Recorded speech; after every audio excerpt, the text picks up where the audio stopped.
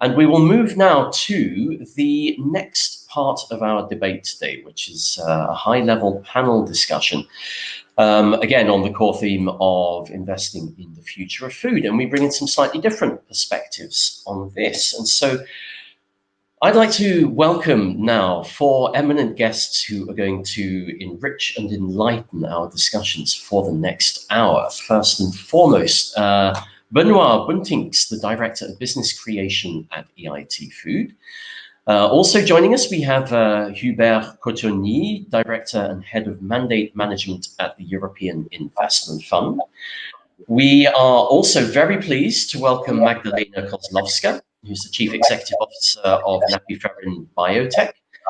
And last but by no means least, Michael Kleindl, who's the co-founder and managing partner at Blue Horizon Ventures. A very warm welcome to you all. I hope you've enjoyed the comments that Paolo has given to get us started this morning. We may come back to a couple of those and get your perspectives on them a little later today. But just to explain for the audience, we have a fairly simple format for the panel discussion to follow. Three main parts.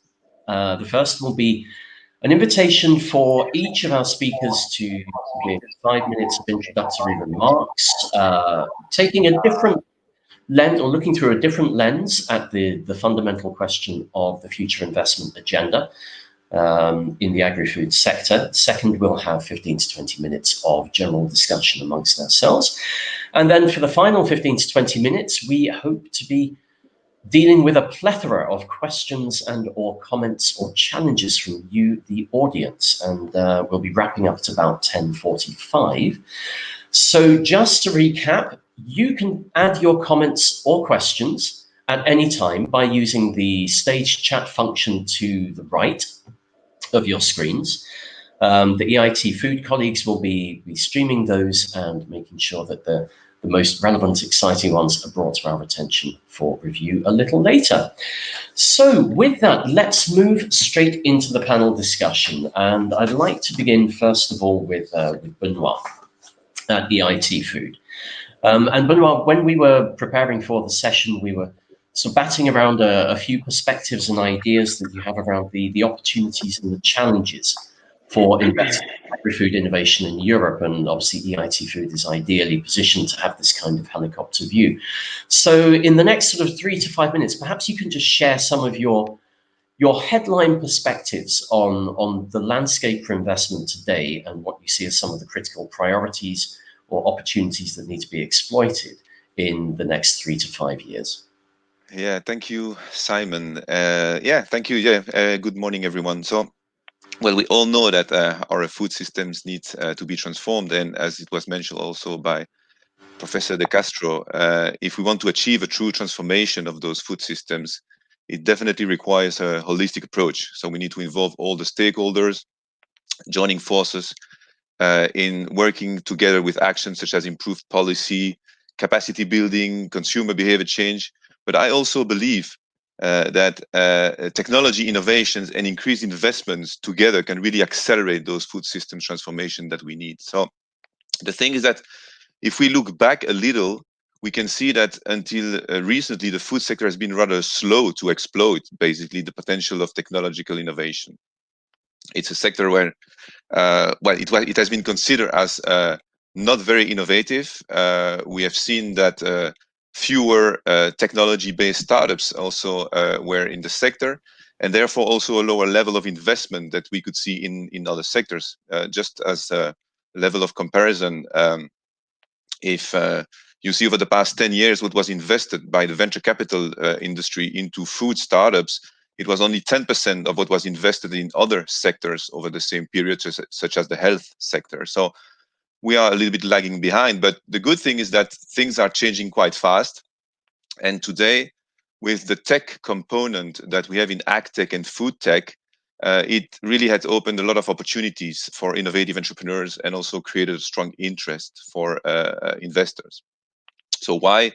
Basically, we have seen at the same time the advances in new technologies, such as the new biotechnologies, genomics, so all those that are really altering the physical world, but also all the technologies coming from the digital world related to the fourth industrial revolution, AI, blockchain, and so on.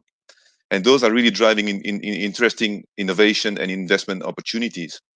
So today, the agri-food ecosystem is growing significantly. And just as a figure, we can see that in Europe, the total investment in ag and food tech startups over the past year, so between 2018 and 19, has grown by 70%, going from 2 billion to 3.4 billion euros. So it's quite impressive. So today, the combination of those urgent needs that we have talked about, addressing the pressing health and environmental issues, and on the other hand, the rise of new technologies have opened new perspectives for innovative entrepreneurs and led to the emergence of more and more startups in the field. The good thing is that most of those companies, and I can tell you that all the companies that we support at EIT Food in our business creation programs, are driven by an ambition to deliver societal impact. And this trend, in a way, has been matched also by the development appearance of new funds, most of them driven by the impact opportunity as well as the financial opportunity that is offered by the food sector, which, by the way, obviously is the world's largest market, so a lot of opportunities. The adoption of the EU Farm to Fork strategy is obviously also one of the key policy drivers encouraging that trend. And we have seen that the Food 2030 policy, which is supporting the Farm to Fork strategy, stressed already the important role of innovation to achieve the EU goals related to food and the transformation of the food systems. And today, in the Farm to Fork strategy, we see that there is a set of actions to leverage not only the EU funding, but also to stimulate investments.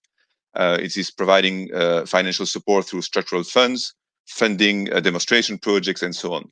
So I think that there is already today a lot of interesting tool within the Farm to Fork strategy, public funding from the EU that can really help those innovations to be upscaled and obviously incentivize their uptake by the consumer. And hopefully it can be leveraged by the important pool of private investors that are now growing in the space.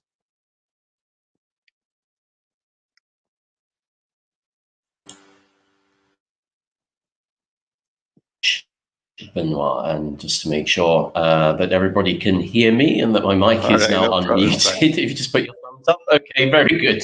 Okay, so listen, I think we'll come back to some of these questions about the financial instruments which are also embedded into the Farm to Fork strategy, and I guess also some broader questions about levels of awareness and how visible these are to the broader agri-food sector, in particular perhaps the entrepreneurial communities who are driving innovation perhaps around the fringes for now, but more towards the mainstream. But either way, thank you very much for setting the context, Benoit. And I think we'd now like to move to Hubert Cottoni. And Hubert, from the European Investment Fund perspective, I mean, you're one of the largest actors in providing investment capital, I think, to agri-sector companies and agencies. So what is your sort of broad take on how this investment landscape is evolving?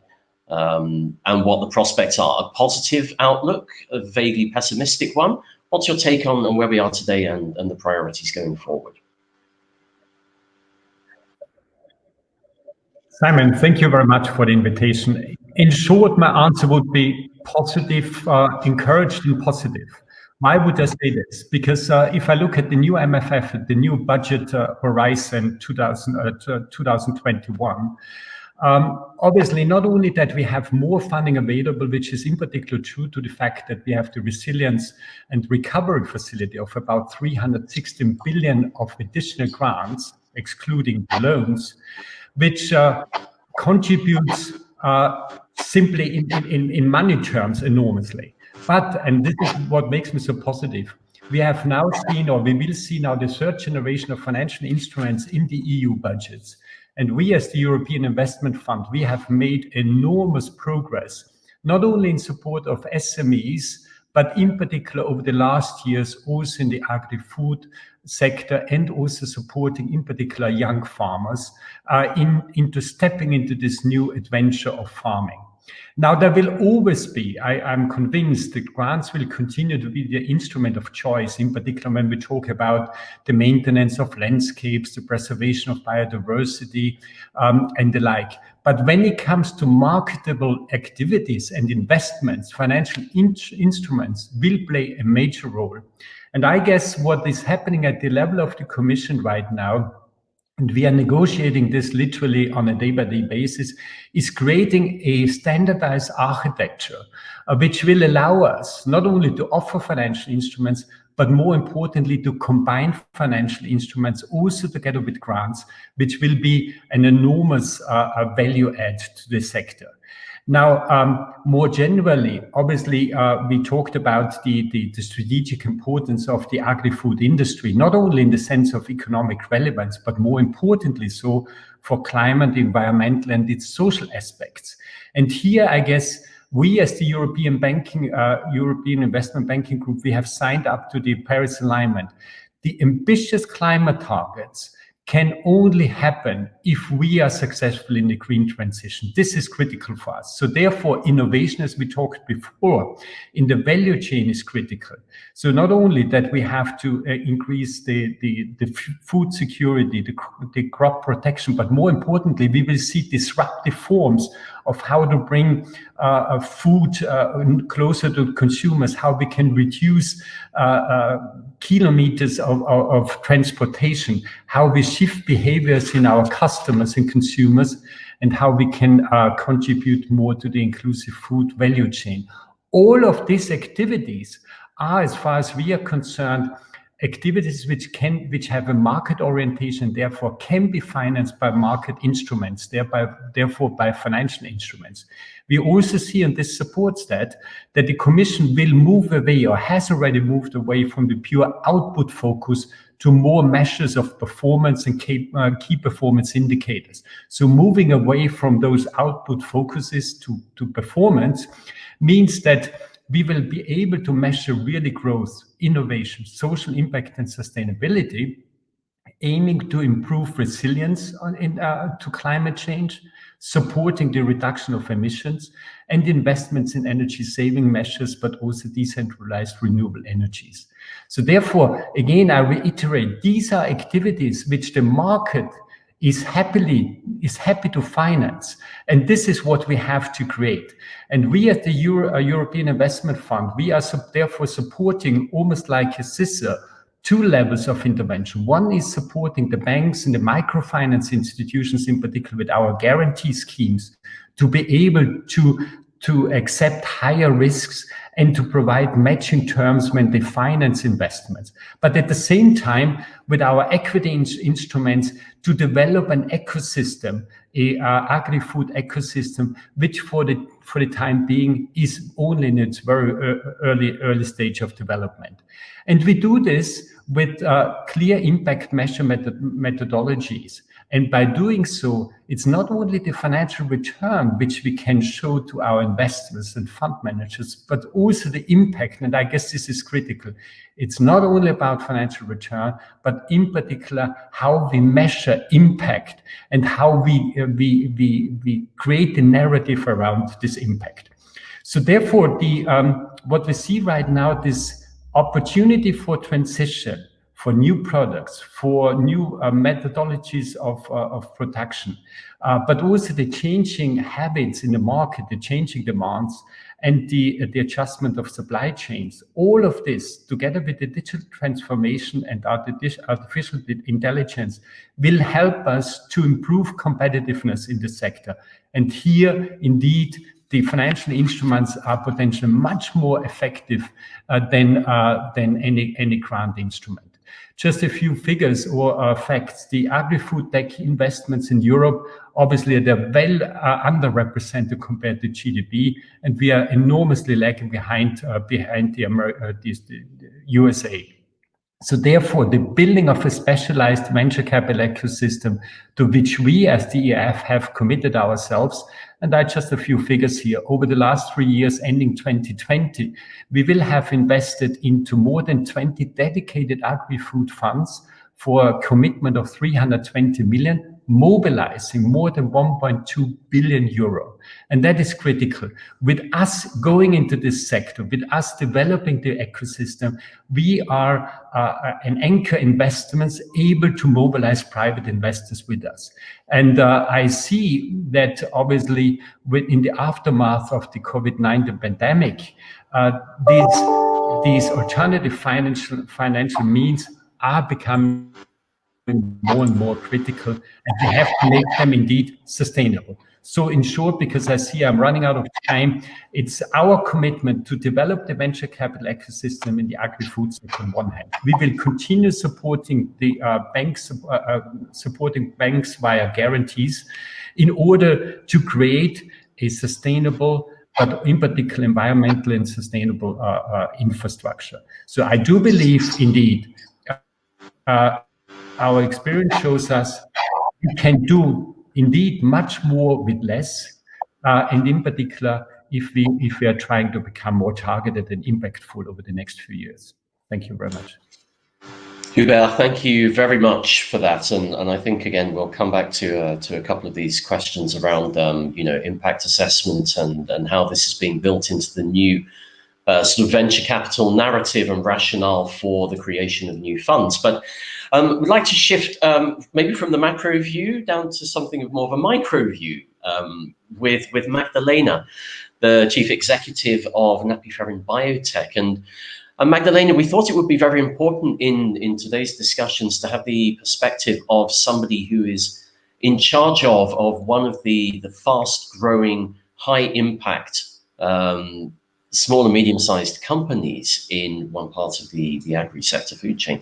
So give us your perspectives on how you see the investment landscape today. I mean, what are the kind of the challenges or the new opportunities presenting themselves for a company like yours to be scaling up its activities, scaling production, attracting the attention of new forms of investment? What's the reality for you today? Good morning, Simon. Thank you for this introduction. Good morning, dear audience.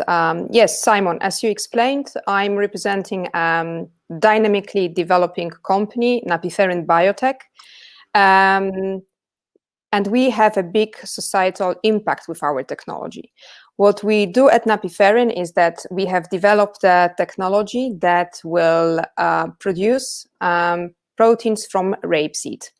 The proteins will be of food-grade quality, and as a starting material, we use rapeseed cake, which is simply a waste which is generated during oil production process. So what we do is we want to bring a disruptive solution to industry, because proteins will become the most valuable component of rapeseed, and oil will have to step down to second place. And so far, our technology and the fact that we want to bring new alternative proteins to the market has been well acknowledged by European Union. We are a beneficiary of a prestigious program Horizon 2020, SME Instrument Phase 2. And from those funds, we got support for conducting very demanding research and development activities and all the pre-commercialization activities. But now, when we scale up and when our technology package is almost ready to be commercialized, we face a challenge of, okay, but how to finance the first commercialization? And by first commercialization, I mean the deployment of our technology that will be a demo plant, so the first factory that will be producing rapeseed proteins.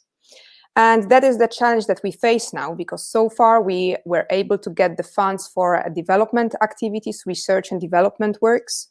And now that's the challenge that we face. So I'm very happy to hear from the other panelists that they take responsibility to support further the solutions that are the disruptors in food industry. And the attitude is that, for instance, private investors will, of course, for them it's always important the return on investment, but they are also ready to accept a higher risk, having the mission that the companies that they want to finance bring the societal impact that they solve the real existing problems. And also during those difficult times of pandemia, we realized, I think the whole economy realized that we need to work on more resilient food supply chains, that we need to shorten some of the steps in the food supply chain. And that is exactly what also Nappy Biotech proposes, because we want to convert the waste and convert it to food-grade proteins, instead of first the waste is fed to animals, and then animals convert this feed to food-grade proteins. So our solution is really giving also the answer to the existing problems that became so clear during pandemic situation. And we also got recognition during those challenging times by EIT Food. We are a member of EIT Food as a Rising Food Star, and we got support, additional support from EIT Food to accelerate our efforts, and we got the COVID-19 bridge funding that will help us to bring our solution even faster to the market. So that's about Nappy Biotech, and I'm very happy to be able to take part in this session. So Magdalena, thanks ever so much for the introduction to what you're doing at Nappy. It really is, I think it's a fascinating business idea, and again, one of these sort of brilliantly simple solutions that, if scaled, could have a huge impact on different parts of the supply chain, and an inspiration for others, I hope. Now let's move to our final panelist, Michael Kleindl, Blue Horizon Ventures. Michael, you're obviously very active in the field of venture capital investments within agri-food sector. So I think it would be great if we can get a little bit of your insight and experience on the investment side of mobilizing capital for startups in the agri-food sector, aligned with this sort of societal impact ambition, which has been mentioned on 2 or 3 occasions. Do you think this is going mainstream? Is this a trend that we're seeing that is going to define the future of investment in the sector in the future? Any initial thoughts and perspectives will be most welcome. The floor is yours, sir. Simon, thank you very much for the introduction, the kind words, and thanks for having me with you today. As I said, my name is Michael Kleindl. I'm the co-founder and managing partner of Blue Horizon Ventures, a venture capital firm based out of Zurich, and we just recently actually closed our first fund with the help of EIF. So very pleased about that, at a size of 200 million euros, which is quite sizable for venture capital, with the aim to make investments into a sustainable food system in Europe and outside. For us, a sustainable food system means investments into alternative proteins. So maybe similar what Magdalena is doing, means synthetic biology or the design of new proteins at an industrial scale setups, means cultivated food. But in addition, for us, means as well topics of food waste and packaging, which is mainly anti-plastics. Talking about the investment landscape and the public sector, we were very pleased to close our funds with 90% of the capital coming from private investors, being corporates, being family office, or being even institutional investors, which I think gives us all a flavor of the appetite the private sector has in embarking on the journey in investing in innovation in the food and agri-tech space, and the flavor of how the private sector is willing to support innovation with a true impact. So for us, I think that it's a pretty decent proof point, not only for us, but for I think for us in the sector. As an opening remark, I was asked about our experience within the food system with startups in Europe, and what we do observe, and what with great pleasure I can say is that we do find great innovation in Europe. We do see great entrepreneurs in Europe, and maybe even more importantly, at an accelerating pace. We track the number of investment opportunities which arrive at our desk quarter by quarter, and the number is literally growing strongly quarter by quarter, which is another indication that apparently there's capital available, and that entrepreneurs go on that journey in starting up a business in the sector. I was thinking a little bit about maybe why is that happening. Obviously, some people might be interested in the money, but when I then kind of reviewed all the founders I've met in the last 3 years and the ones we're talking to, there is it's for many of them, they really joined that sector for doing a work or setting up a company, building a company with a true purpose. And so we're seeing fantastic companies in Europe, Mosamid, Cubic Foods, Agama, just to name a few, and hopefully some of them will really make and write history. It was already mentioned what is the general trend in the impact investing into our space. I would say we take the attitude that the fund and the investments, they have to show financial performance first. And yes, we are an impact fund, but if the investments, if the companies are not really economically successful, then there is no real impact. And so it's financial performance first, because then that really triggers important and impact at scale. Nevertheless, we do take impact very seriously. Hubert mentioned the importance about reporting on impact KPIs, what we are doing, and we are analyzing the investments while doing due diligence on sustainability and similar criteria. So with that checking of sustainability, I mean, the societal impact in our case is crystal clear. All we touch is no plastics, no animals, no food waste. So we're trying to make the world happen and trying to feed mankind with only one planet and not three, what was mentioned before, because of, as we all know, resources are limited, and we are already probably beyond the limits. But the good news is that all this is not going without being realized by the big capital in the world. And so maybe it was at first Greta, and now COVID. I think both of these macro events, if we may call it that way, they had a fantastic, sorry to say so, a fantastic impact in putting sustainability, and then it quickly comes to the agro and food sector, put sustainability up in the priority list for society, for corporates, and for investors. So we really do see a global shift in capital from more dirty investment types into sustainability or clean areas. And this is only accelerating as we observe. And this is obviously good news for us in the venture capital space, for the private equity players, because that means that we have sufficient dry powder and sufficient capital to really fund innovation, to fund the scale up of innovation, and support next promising entrepreneurs, just as Magdalena was presenting. Nevertheless, I think there's three areas I would like to call for faster collaboration, faster cooperation between the ecosystem, being it the institutions, being it the venture capital firms, being it the corporates, because sometimes I don't know whether we are a minute before 12 or after 12.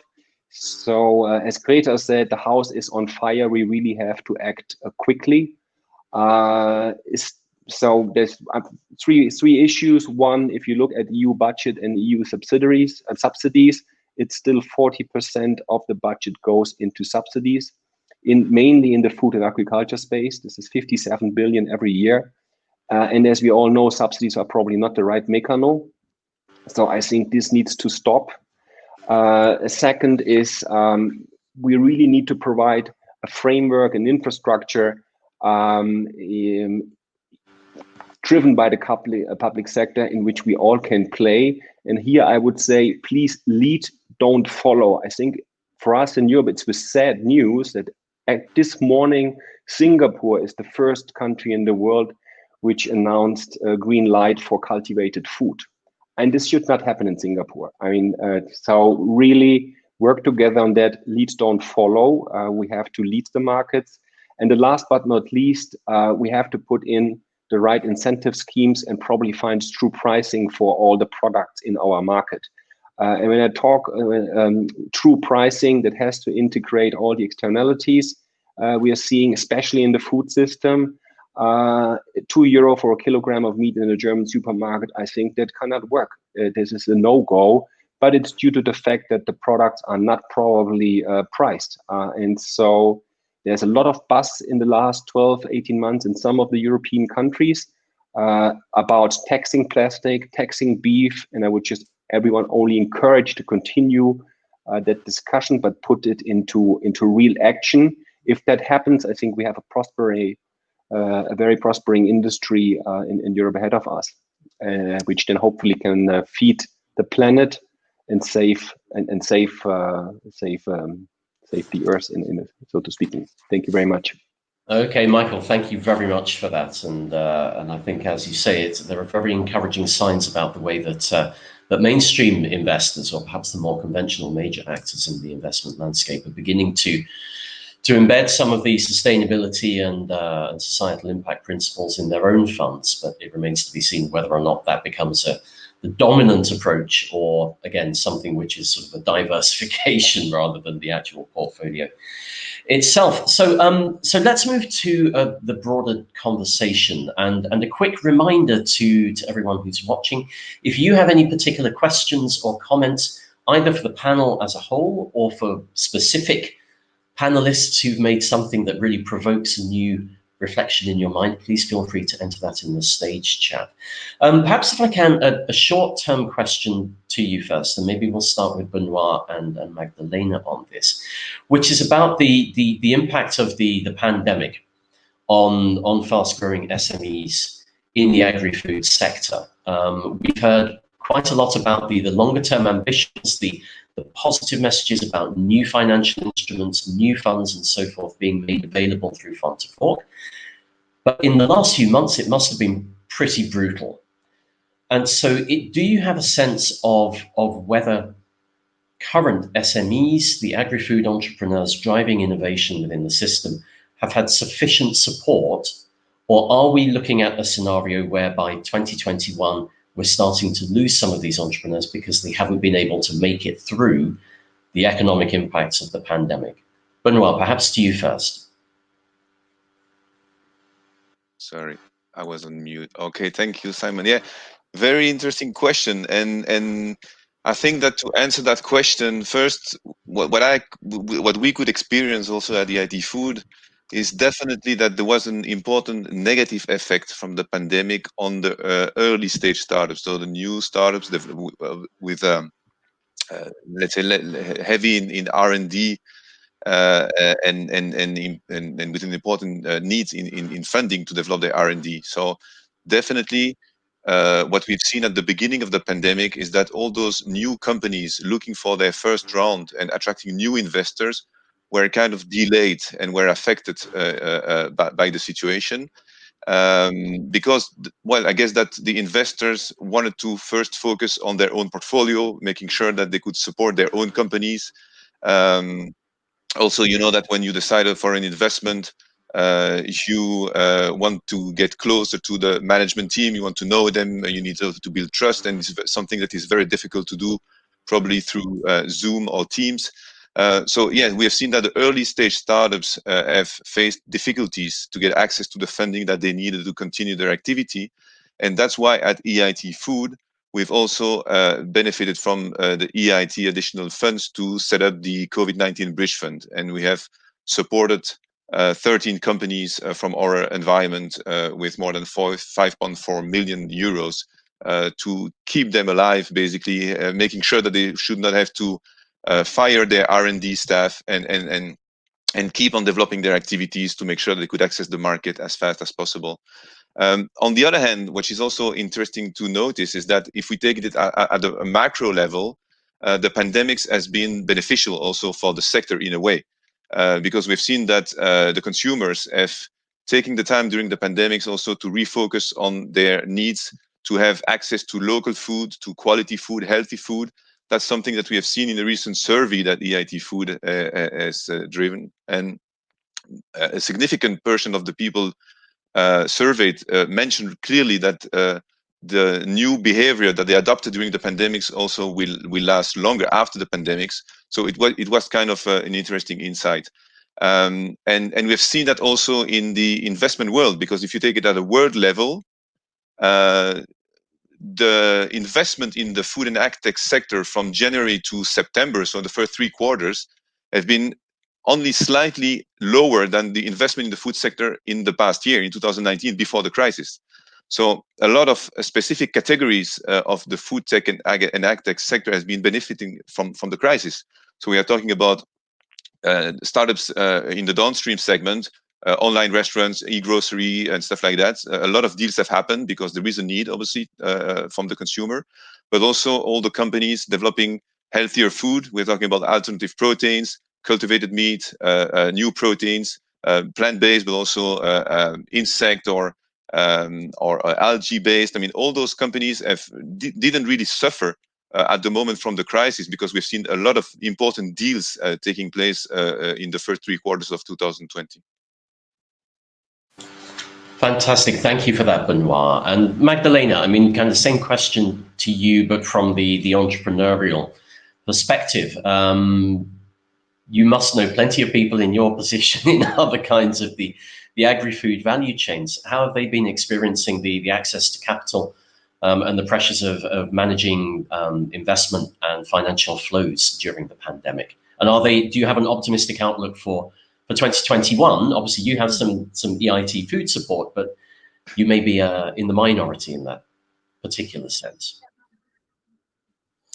Yeah, very important question, Simon. And I would like to link my answer to what Benoit mentioned in the first part of his answer. Yes, we were faced with a very challenging situation. And we were having some hiccups, especially in the cash flow. And thanks to the bridge fund from EIT Food, we managed to mitigate those gaps. And as you know, we are, as Nappy and Biotech, when we are 100% focused on commercialization of technology, we are still in the pre-revenues stage. And it means that we are dependent on EU funds, on grants, subsidies. We also have a private investor, but due to pandemic situation, our efforts to attract new investors, new incomes to the company were slowed down. First of all, because possibilities of networking were just limited. As Benoit mentioned, having a telco on Zoom or Microsoft, it's not the same as face-to-face meeting where you can invite investors. We have beautiful lab facilities in Łódź, where excellent team of scientists and engineers work. It's always better to conduct important conversations when you actually meet the person, when you build the trust, when you can create a relation. And everything was negatively impacted by the travel restrictions. We had plenty of face-to-face meetings planned in 2020, which were postponed, cancelled, or just moved to the online world. But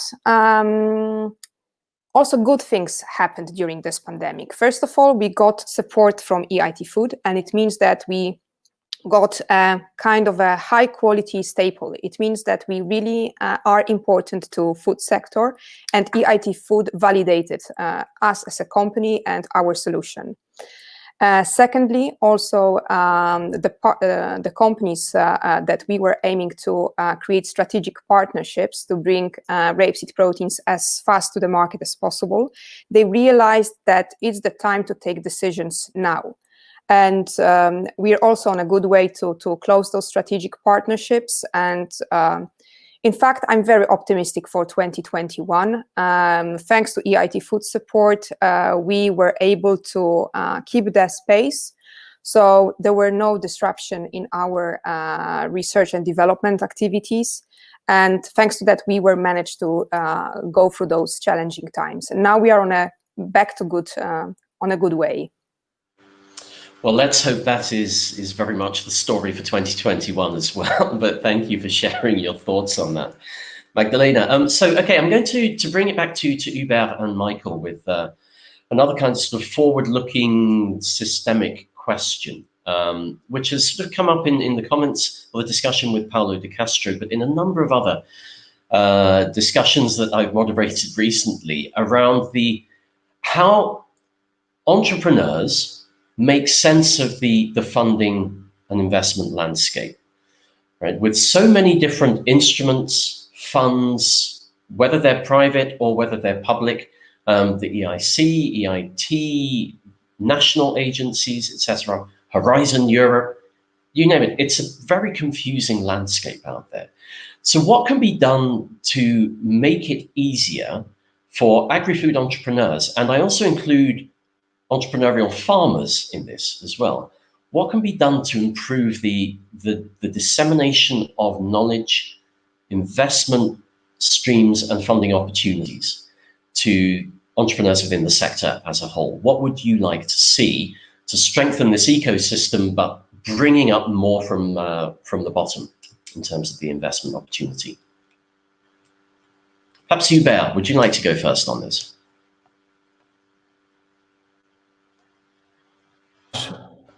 Yeah, thank you very much for the question. It is indeed a very relevant and important question.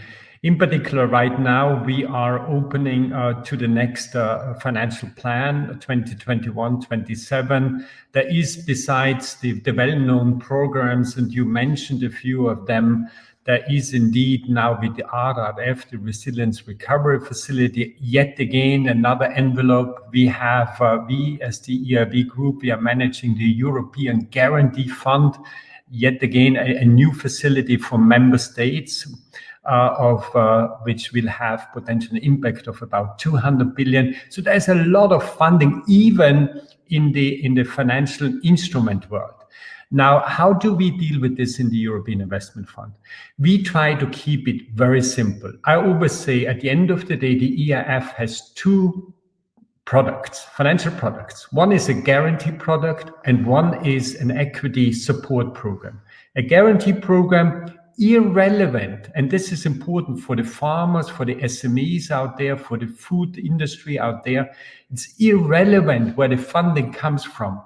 It's our task to do the financial engineering to make the product look simple and have a relatively simple reporting scheme attached to it. So our product is a guarantee which a bank, a microfinance institution is benefiting of, but we make it very clear to the bank or microfinance institution, this is not for you to get any particular capital aid, but it's for you to support farmers, agri-food sector industry by providing riskier loans, by providing loans at lower collateral levels and at adequate pricing and terms which match the investment cycle on one hand. On the other hand, again, a very simple product, under quote simple. It's a limited partnership, it's a subscription ourselves to a fund like the one which Michael, for instance, or Magdalena, Michael is managing, so that it looks very simple, but behind it might be fairly complex because we will be combining our own resources with EU resource from Horizon, with InvestEU resources. But that is critical for us, and therefore the architecture is critical, that the Commission will also understand if we combine three resources of funding, that we cannot have three reports. We must have one report. And I do believe with the impact reporting, which will come starting 2021, we will have a bit more ease because it's about the impact. It's no longer about the output for a particular mandate. So all in all, sorry for being long, but I believe as long as we are clever of bringing very simple products that I repeat it, a guarantee, an investment into a fund to the market, and the reporting requirements remain harmonized, I guess it is totally irrelevant for the market out there how we do the financial engineering and combine the resources, including our own. Important is that we are market oriented, and by doing that, allow the private investors to join us and support these initiatives.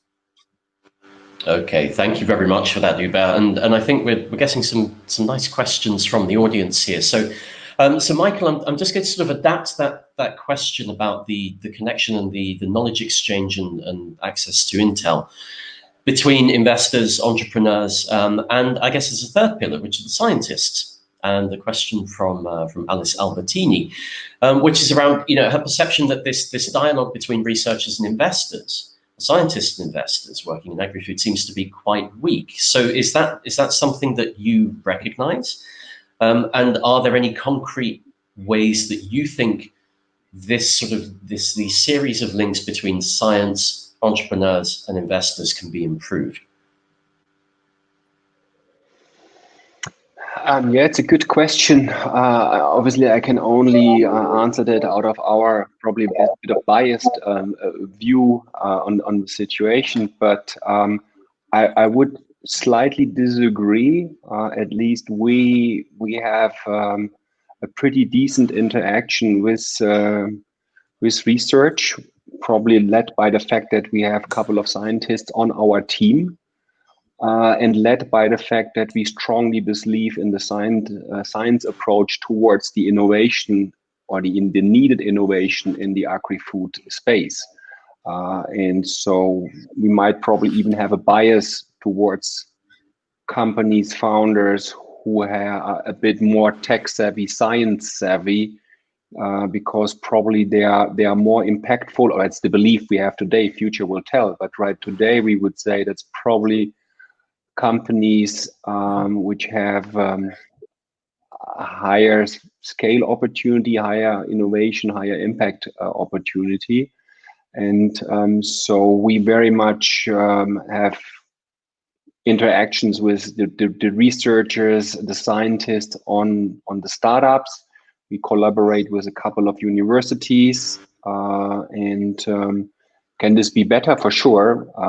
But again, I can only speak for ourselves, which might be a bit of a specific setup, but I would only encourage to do more. That's for sure. That's, I think, where innovation So very quickly, just happening. to clarify, do you have any thoughts on how researchers themselves can be more proactive and more effective in reaching out to people like yourselves?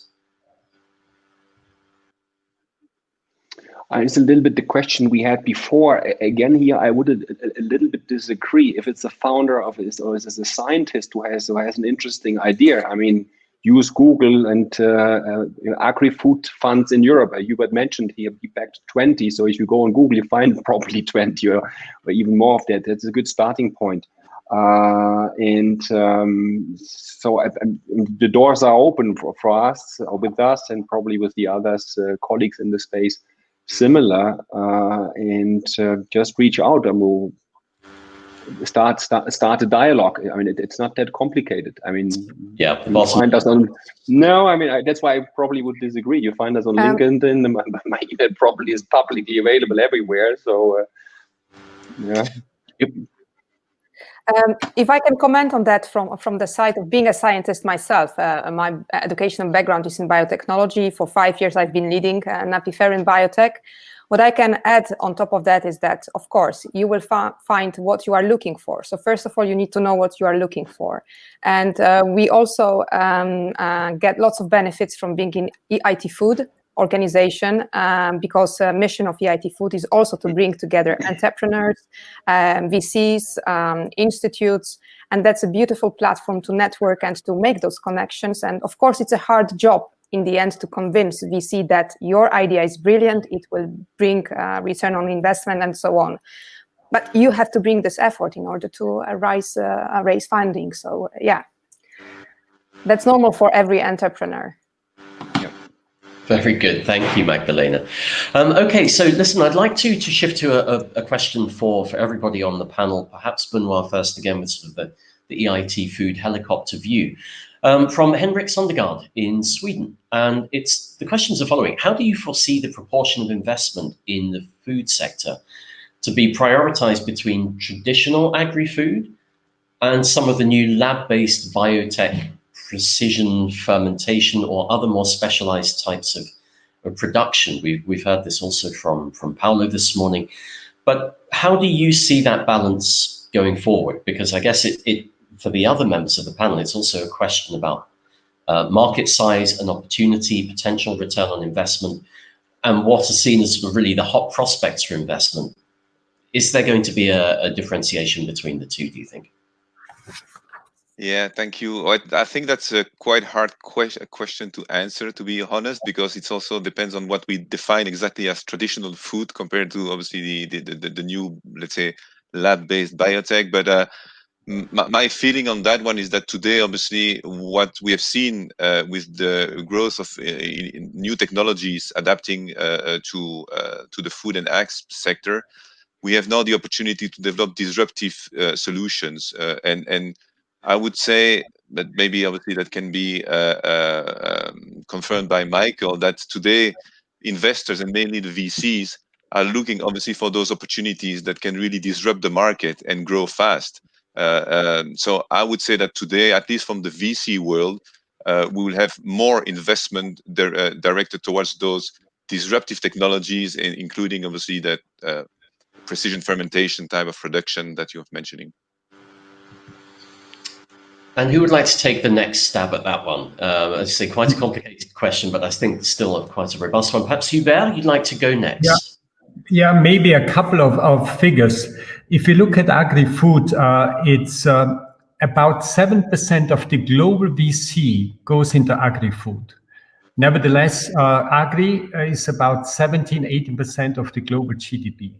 And if we look at Europe, only 16% of this global agri-tech is located in Europe. So for us, being being Europe's largest LP in the European equity market, it is quite clear that we will have to step up our engagement in this sector. We will support the sector more and more. And as I mentioned before, we will be helping trying to create an agri-food venture capital ecosystem.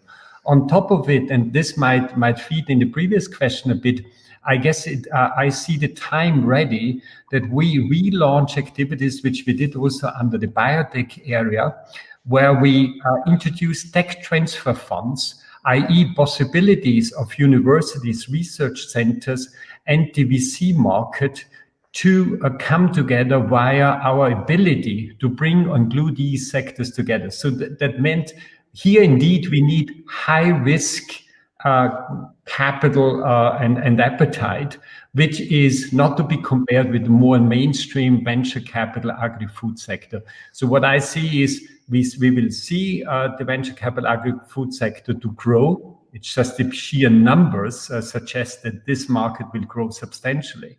But at the same time, I guess we will have to introduce high-risk tech transfer funds in order to bring this innovation out of research center and commercialize this. And this obviously needs a very different risk appetite, different return expectations, but also a different narrative. And I guess here, indeed, public funding will be required in order to move the needle. And is that something that you would agree with? You're nodding, Michael. So I'm guessing that rings a few bells with you. What would be your take on this, either directly in response to Hubert or to the broader question that we tabled a minute ago? Yeah, I would agree what Benoit was saying earlier on, that it depends obviously on the investor type, what type of investment is prioritized or preferred. And that goes for, there are many reasons for why you prefer A or B. Right now, it looks a little bit like that the more tech-savvy investment opportunities are en vogue, and so probably there's more capital flowing there. Probably triggered as well that they simply need more capital because it's much more R&D intense. You need to build pilot plans for first productions, etc. And so and people are probably the capital is up for that. As we all know, there's probably too much capital available on global scale with EU and US printing money since a decade now. Probably the venture capital world, which is defined by taking certain risks, they are probably more leaning towards science savvy, tech savvy investment cases.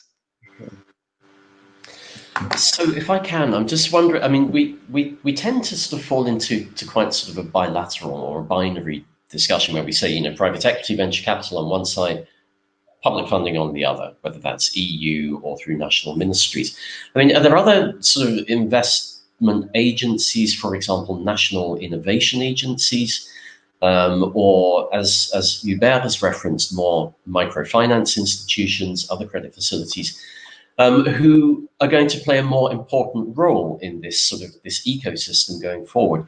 Or do you see it as a landscape that's really going to be shaped and dominated by the big venture capital players and the big public investment funds such as EIF or EIB and the instruments available to the Commission? How do you see that public-private dynamic changing in the next few years? If I just take a step back in the sense of looking what is happening under InvestEU, I guess one of the flagship projects of the Commission for financial instruments for the next programming period, they have very consciously made a decision to say InvestEU is not only to be there to be disseminated via the EIB group, but 25% of this will be downstreamed into the market by national promotional banks. And what I have seen over the last 16 years working in this industry for Europe, that national promotional banks are step by step adopting more or less what we are doing, and they are following quite closely. So I do believe, indeed, in the direction you're asking, that the national promotional banks who are not really active in the agri-food sector and the agri-sector per se will also use their know-how, which they have built up in SME support, in order to step into this particular sector, like any other sector which is critical for the EU at this point in time. So I would think we will see more public funding coming into the sector. And here the question indeed is, are we as public investors all fit and experienced enough to be able to attract the private investors alongside ourselves? And this is the real critical test. And I guess we have always been quite on the forefront in mobilizing private investors. And this is an enormous opportunity, but also a risk. You can also risk the market if you are not market oriented enough. And this is a big of a test right now. The more public funding you bring in, are you still market oriented, and can you drive the private sector towards your goal? And here, I guess we have to all be a bit more reasonable. What we demand from investors, what we demand from venture capital funds, etc. But that is going to be a test. So money will be there. The question is, how will we, the public investors, deploy it? I guess we as the EIF, we are on a good journey. And I hope the national promotion banks are learning quickly. Very good, Hubert. And same question to the others. I mean, how do you see this dynamic changing? Magdalena, from an entrepreneurial standpoint, are you encouraged and positive about this balance of public and private roles in the broader investment landscape? Benoit, Michael, what are your thoughts as well? Perhaps Magdalena first. Yeah, sure. I can, of course, reflect on our case. When we think about commercialization of our technology, we mean double-digit in million euros amount.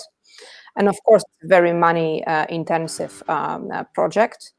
And we also observe what is happening on the other side of the ocean, where the competing companies also try to bring comparable technologies to the market. And we see that the pattern which is followed there is a combination of many different stakeholders around one project. For instance, in Canada, the first deployment will be funded by different stakeholders with governmental support, with VC support, with corporation support. So it's really a mixture of different stakeholders. And I think that makes sense, because then you get support from all different parties that are joined by the common goal. And that's actually what we also think would be the best for commercialization of our technology in Europe. That's why we are talking to many different stakeholders, and we want to shape the first deployment so that, that it can just go smooth. And the figure that we are thinking about is double digit, so that has to be taken into account. Excellent.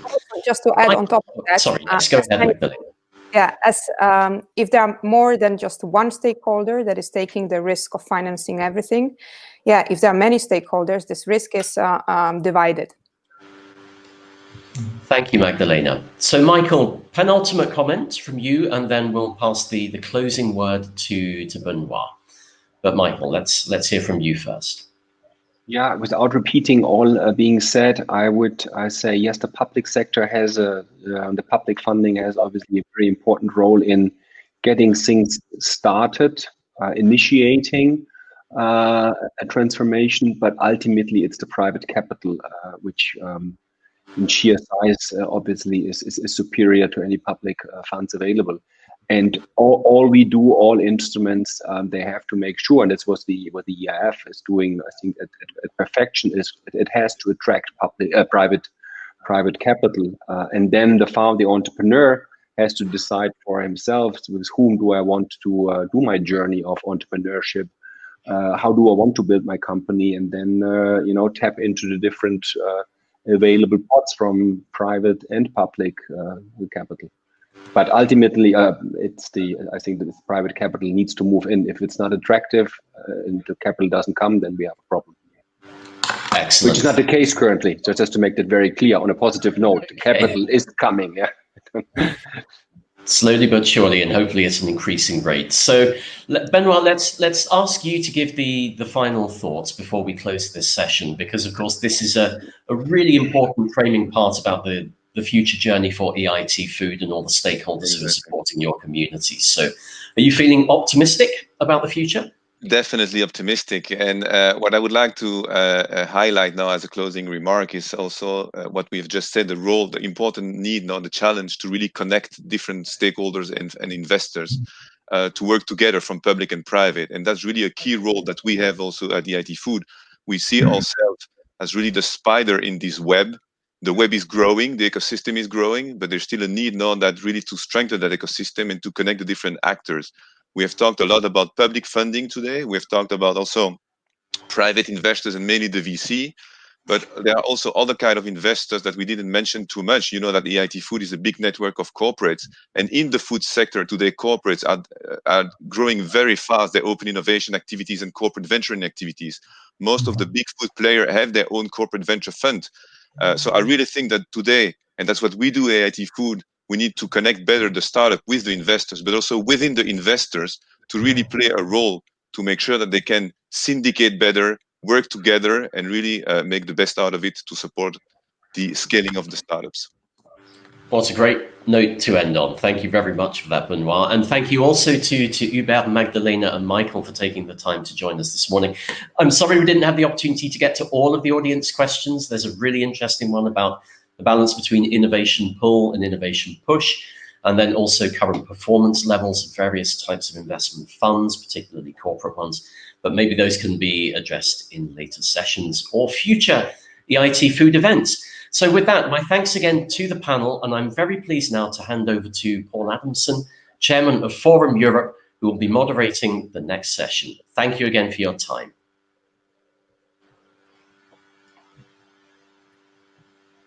Thank you, Simon. Expertly moderated, if I may say so.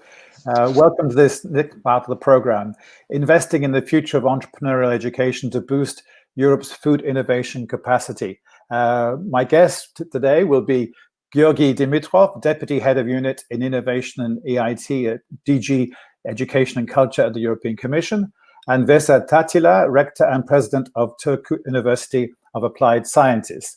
Now, you will immediately spot, I'm sure all of you who are observant, that Georgi is not Vivian Hoffman. Vivian quite recently informed us, unfortunately, she was not available to take part in this morning's conference, which is a pity, but she did nominate Georgi to take her place, which at the very least is a huge sign of confidence, Georgi, by one of your bosses in the European Commission. So the theme is investing in the future of entrepreneurial education. And it's not in the financial sense we're going to talk about investment, but in the broad educational pedagogic environment. So I'm going to start with you, Georgi.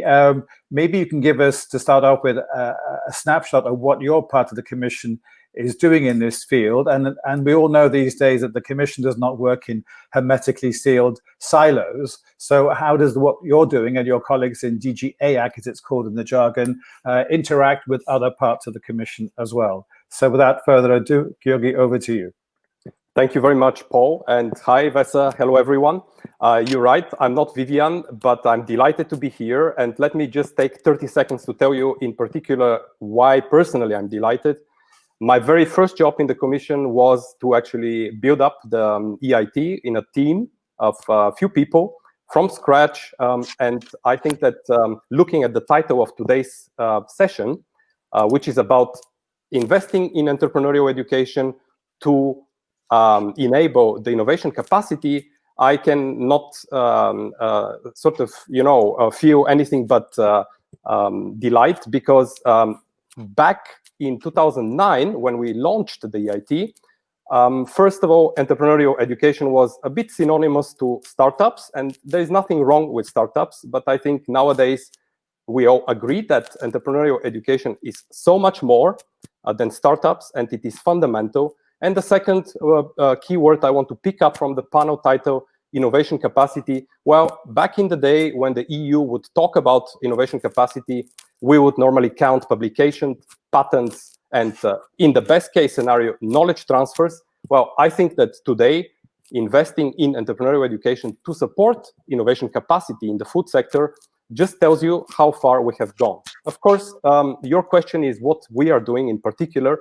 And I think that our core task in my unit, which I'm currently in charge of, is to basically focus on the contribution of the knowledge triangle to the innovation capacity itself. This we do primarily, of course, through the EIT and the knowledge and innovation communities, which the EIT is in charge of.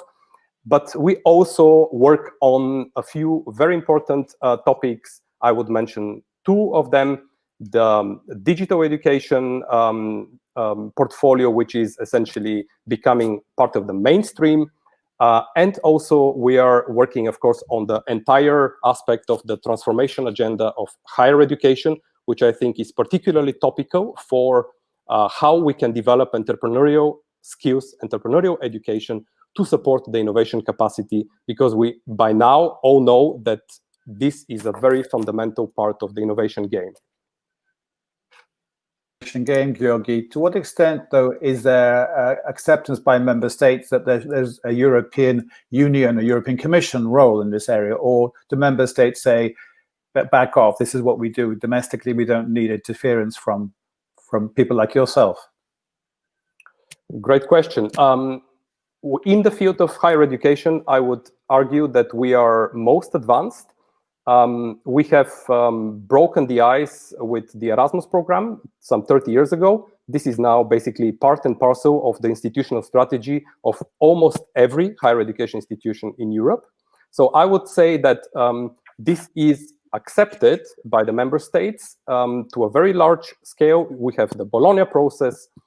And now, as I mentioned, we are moving into the transformation agenda for higher education, which we are going to present next year, where we are going to talk very much about entrepreneurship, about innovation as a core part of higher education.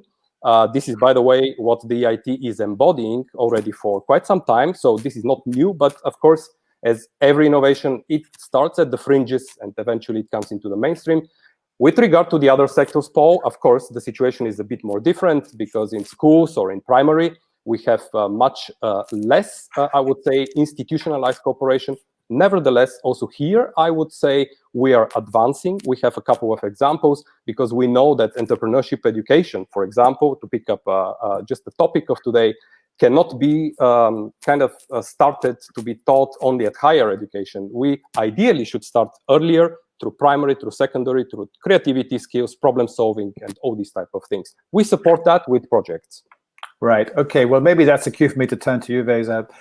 So not only do institutions like the one that you run teach entrepreneurship, but they have to themselves develop more entrepreneurship. So do you, first of all, do you recognize that analysis? It's one thing to teach, but also you have to self-educate as well. Is that a fair positioning of the argument? Yeah, I'd say that Georgi knows rather well the situation currently in the Europe and how has it developed. That is very strongly at the core of our operations I think in a majority of higher education institutions, at least in Finland nowadays, which of course I know the best, but also in several other European countries, we are developing in our own operations currently and very strongly into more entrepreneurial mode. And it's actually been very interesting to follow this transformation over the last decade or so, because I remember from about 2005 to 2006 when we had the measurements made regarding to the entrepreneurial approach in the higher education, entrepreneurial education in the higher education, and there were a lot of publications saying that it's non-existent on European level, or just very few small practical cases, and that the entrepreneurship is mainly done by less educated part of the population. I think an OECD publication mentioned something like that. However, during this last 10 to 15 years, I think that the overall view has changed greatly, thanks very much to these things that Georgi mentioned already about how we've started to discuss about the importance of entrepreneurial education and entrepreneurial innovative development of the higher education institutions themselves. So yes, I think we've been moving in the right direction. The question is, of course, the speed. Are we moving there as fast as we should?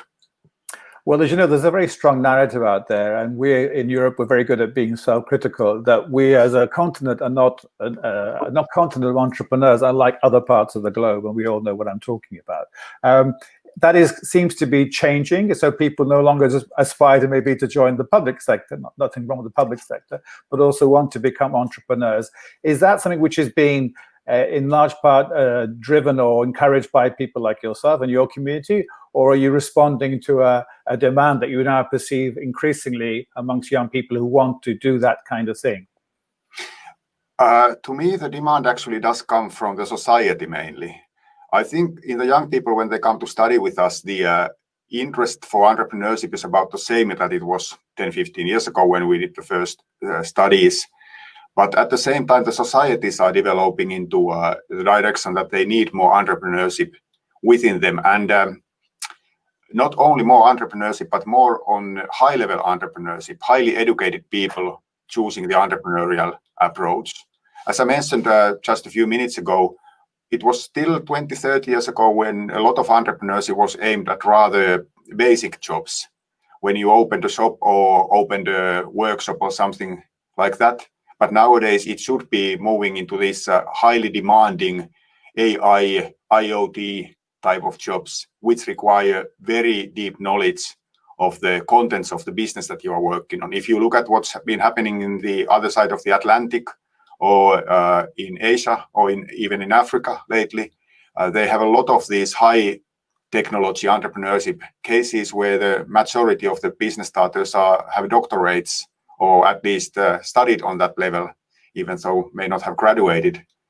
But I think this has been the major transformation we've seen, that the society needs more high-level skilled entrepreneurs. Okay, back to you, Georgi. It's hard to imagine, but the Commission, the van der Leyen Commission, has just had its first birthday. So happy birthday, European Commission. Do you sense from your perspective that every time there's a new Commission, there's obviously a new impetus, maybe a new sense of direction and purpose, but do you sense from your perspective in DG Education Culture that there is a new focus now on on doing things rather differently. Obviously, the pandemic has had enormous impact on everybody. And just interesting to know, maybe in your answer, maybe try for the benefit of the audience and for myself as moderator, draw a picture about all these different initiatives that the van der Leyen Commission is now championing. I'm talking obviously about the green transition and the digital transmission within the Green Deal. There is obviously the Farm to Fork strategy, which is at the heart of the Green Deal, and how you, again, as part of in the education culture, insert yourself into that broader environment. Thank you, Paul. One of the nice parts of being someone working in the Commission is that the Commission reinvents itself every 5 years. So it's sometimes quite entrepreneurial, in fact, and even though we are a bureaucracy. But I think that the first year has brought three big drivers that have come to an inflection point right now. First is what you just mentioned, the ambition of the Commission to go for the Green Deal, which is a massive transformation in terms of our policy at the top level. And it has brought already, I believe, lots of activities.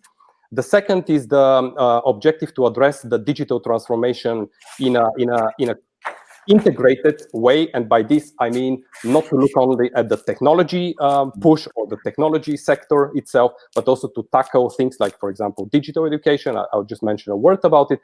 And these are two longer term things. And we all know the green and the digital transition. But what has been really the turbo, if you like, the booster, is COVID. And this has happened in the last months. And basically, what it has made is to just demonstrate the importance of those two. I think as a result of this process, obviously, probably the Commission planned to have its first year in a slightly different way, as all of us. But I think what we have put forward since the summer speaks for the ambition that we have in terms of how we want to equip to help the citizens, the students, and the pupils to, in fact, make best of those two big transitions. And in fact, I would also add to not waste the crisis completely. I mean, we should really look into this as something that can be useful, as painful and as tough it is. So what we have put out first is a big policy initiative on the skills side, which is called the Skills Agenda, where we are looking at a very comprehensive effort to underpin the different industrial transformations that we have, including in the different societal challenges. Food is one of them, but also others, where we are saying that we want to build skills in an integrated way, and also infuse much more innovation, creativity, and cooperation for the longer-term transformation. I think that the Skills Agenda has also proposed a second aspect that I really want to have a work on, which is the focus on vocational education and training.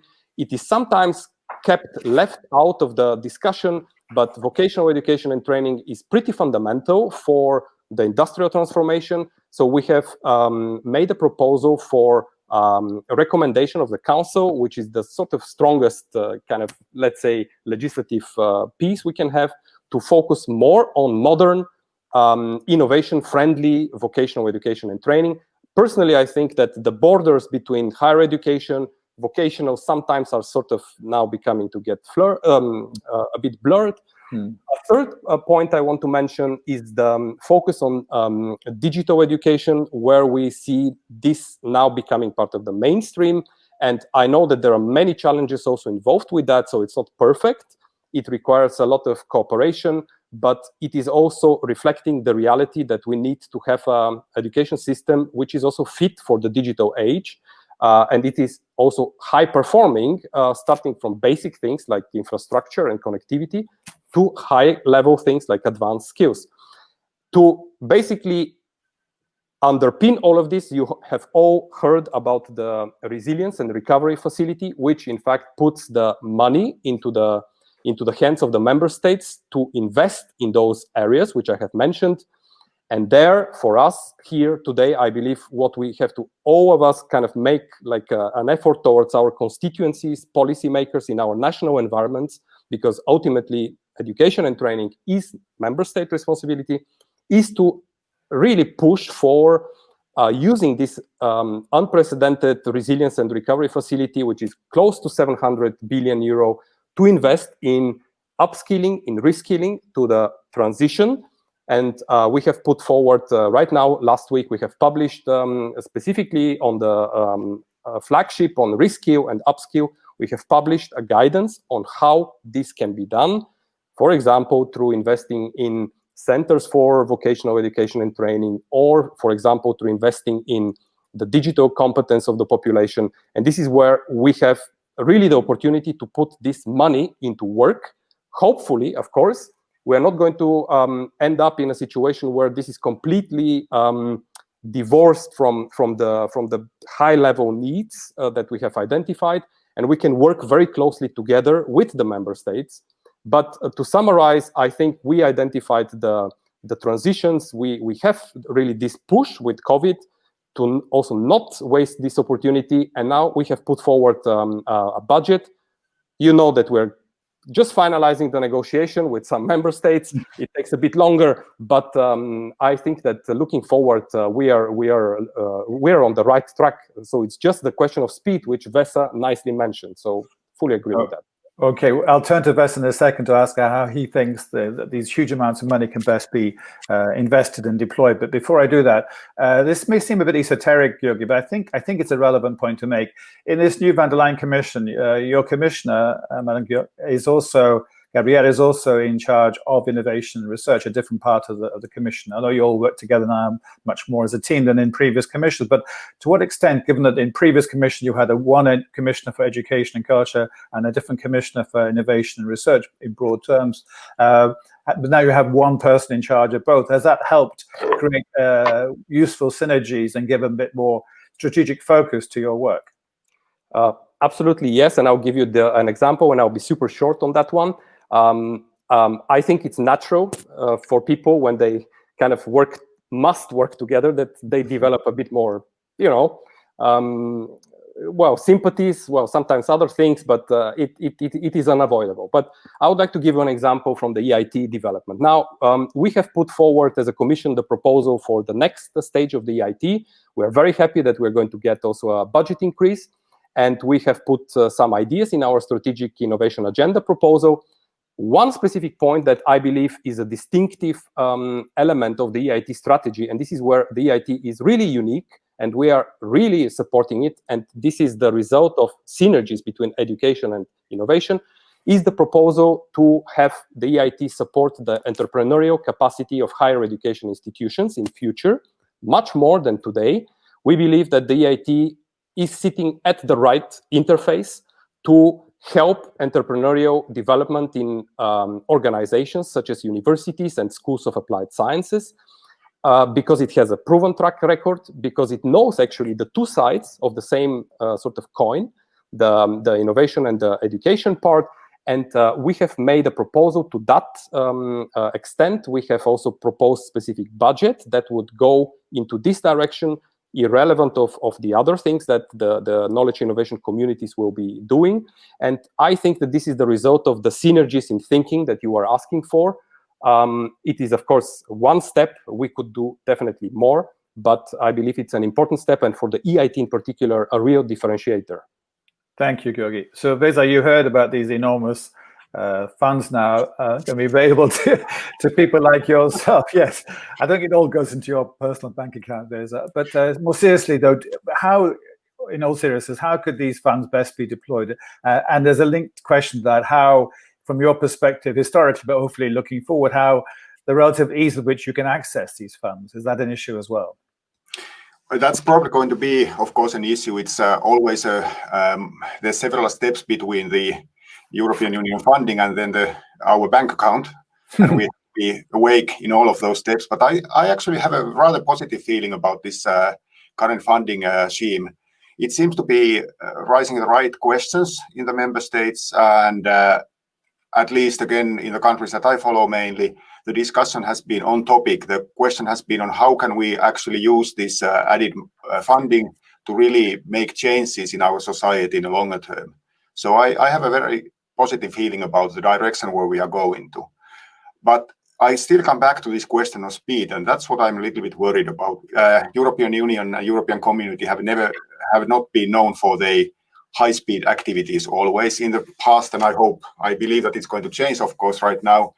But I'm always afraid that because on the other side also the higher education is rather slow-moving, slow to change different approaches. And when you start to think about innovation and entrepreneurial education, it's not so much about having certain courses within the normal curriculum structure, giving a 5 or 10 ECTS credits for entrepreneurial course, but I view it as much more a holistic approach. We have to change the way the higher education institution is operating and how the students study with us, how much we can get them more practical, hands-on understanding of the topics that they are working on in order to create the innovations. How can they create this entrepreneurial attitude through their studies? And that actually would mean touching the process of learning, which has been rather static in higher education institutions for the last millennia or so. So I'm very afraid, actually, that's what I'm very afraid is that we don't take advantage of this excellent situation where we could actually make some major changes on the ways we are operating in order to produce something for the next millennium instead of the previous one. So really go inside our processes. Right. Well, changing behavior going back 1,000 years might be quite a challenge, but for all of us. But again, it seems to me that historically in Europe, and not, I'm sure elsewhere, but people either go into research for pure research purposes, and the applied side is kind of neglected. You're talking about this holistic approach, so you have to somehow bring the two together. That seems to me, to what extent is the role of people like yourself to try and raise this awareness and bring these two sides together? Or do you think there are just as important, even maybe more important external factors like role models in the outside world who could maybe better motivate young researchers and young scientists and young entrepreneurs? I think it's a combination of these two sides working, because we of course work in deep cooperation with the local entrepreneurs who show the examples to our students of what they could do in the future. At the same time, we take actually all of our students who go to work in the local companies to develop their skills, working life skills, already while they studies. We have different entrepreneurial programs where they are creating their own innovations, again in cooperation with the local entrepreneurial societies. So I think it's two sides of the same coin that have to work together. My main responsibility is, of course, being a proper bureaucrat, is on the bureaucratic side of this process, see that it can be done. And I think that the entrepreneurial side can be done. The entrepreneurs are very eager to work with us. They want to share their expertise. They want to show these good models. But then it's a question pretty much of the higher education institutions of making it possible to study in the fashion that will actually create innovation competencies. Well, it struck me, and it's a question maybe to both of you, but I'll start with you, Vesa, that in the previous panel, Michael, for example, the obviously hugely successful venture capitalist, was talking about how their not just their strategy, but their motivation for investment is to do good in society, not just to have a quick return on investment, which obviously suggests also that, and this young generation now, want to maybe become entrepreneurs, but what we call, I think in the jargon, social entrepreneurs. So make money if you like, why not? Nothing wrong with that. We need that in our economy, but also at the same time, do good for society, and especially in the context of what we're talking about this morning. So is that maybe part of a solution, is for people like yourself and other people in the broader ecosystem to highlight and to major on the societal impact of entrepreneurship going forward? I think it's been raised over the last decade again in the European scene rather strongly, and I don't think anybody should become an entrepreneur or entrepreneurial person without seeing a purpose of why they are working. And to me, it's an advantage of the European approach is that you don't only aim for the money part. I think it's a long tradition that you want to create something that is worthwhile out of your life. It's some other countries might be slightly more focused on the money part. And being a proud European, I prefer this approach.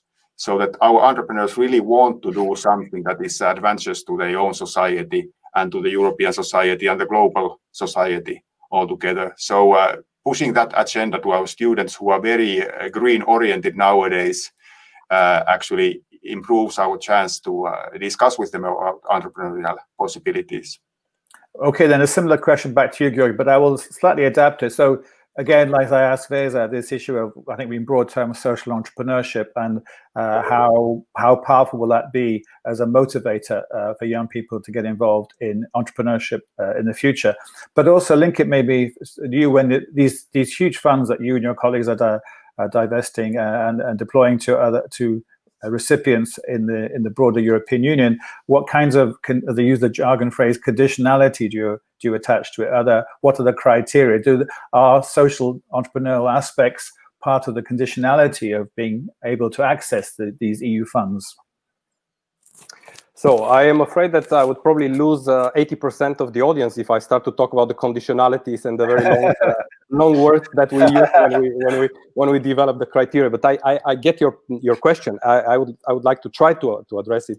What we published, for example, last week, I mentioned already one of the flagships that we want to focus on for the the resilience facility on the upskilling and reskilling.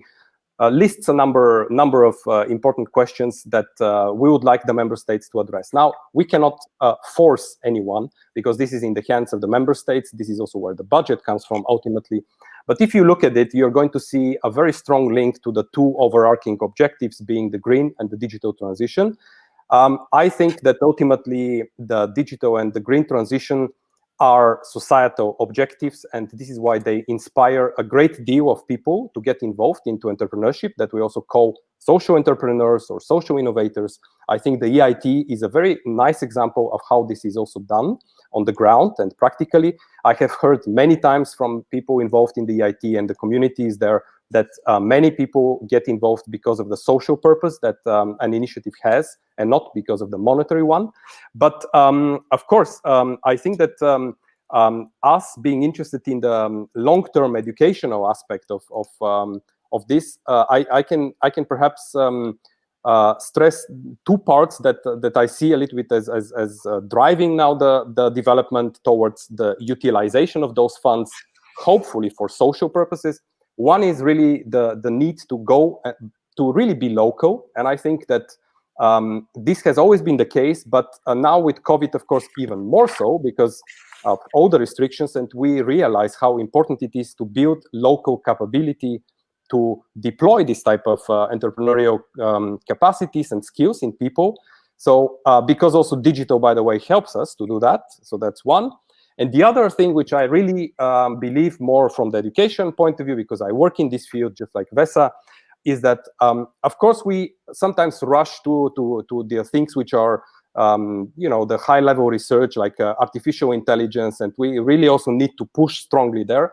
But we should not forget that we should enhance human intelligence in parallel. And this we can do by investing in entrepreneurial education, in socially purposeful activities, and by involving the universities and applied sciences schools much more in this innovation scheme, which I think the EIT is focusing on.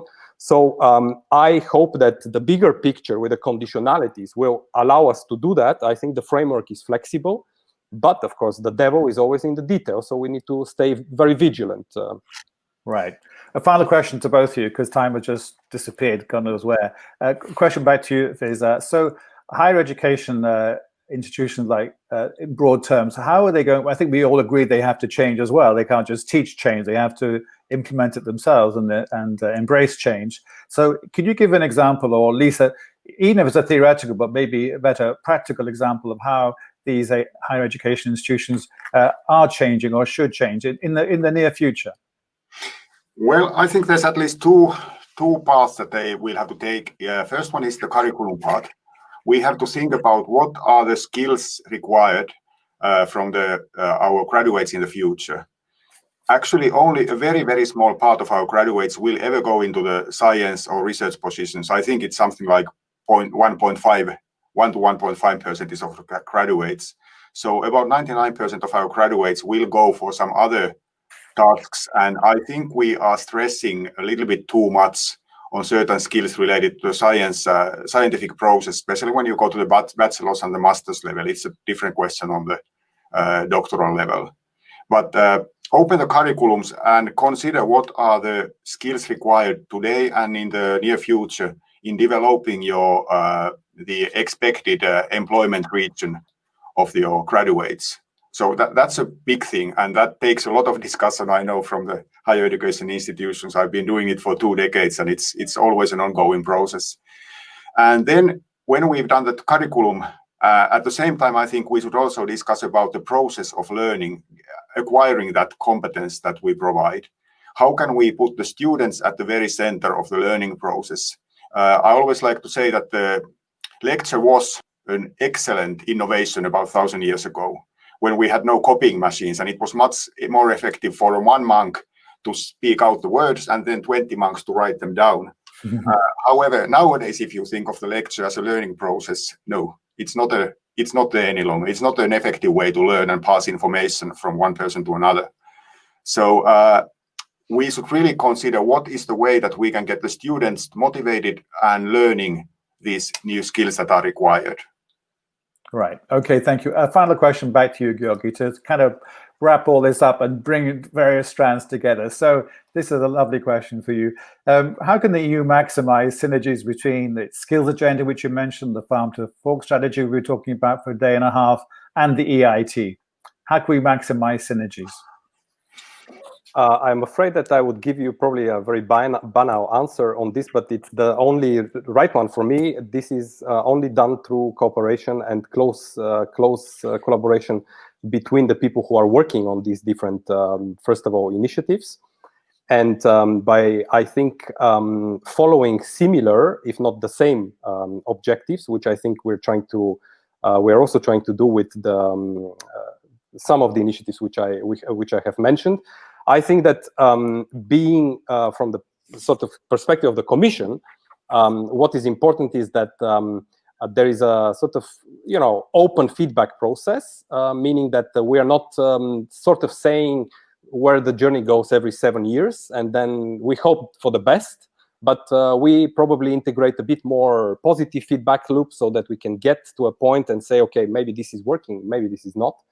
The only way I see there is just to cooperate a bit more, because synergies is already, it's a term from the finance, so I don't need to explain how difficult it is. But yes, working together with each other and multidisciplinary, obviously, in particular, but public and private, I think, is the only way to enhance that. And I think some incentives and disincentives are helpful as well in this process. But yeah, that's the condition, I think.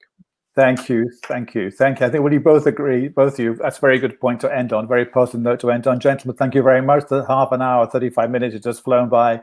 Thank you very much for your time. Thank you. That was an excellent discussion, I thought. Now we're going to have a short networking break until 11:45, and then we come back for breakout sessions. You'll see on the slide on your screen, breakout session 1, innovation and entrepreneurship, and breakout session 2, public engagement and innovation. So see you back here at the 11:45. Thank you.